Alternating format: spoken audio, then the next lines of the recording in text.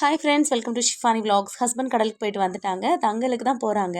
இந்த ஏரியாவில் எப்படின்னா ஒரு சில நேரங்களில் நிறைய மீன் இருக்கும். போதுன்ற அளவுக்கு மீன் இருக்கும். ஒரு சில நேரங்களில் மீனே இருக்காது. நாங்களே வெளியிலேருந்து வாங்குற மாதிரி தான் இருக்கும். பட் இந்த டைமில் வந்து மீன் கிடைக்கும். கொஞ்சம் பெரிய பெரிய மீன் தான் கிடைக்கும்.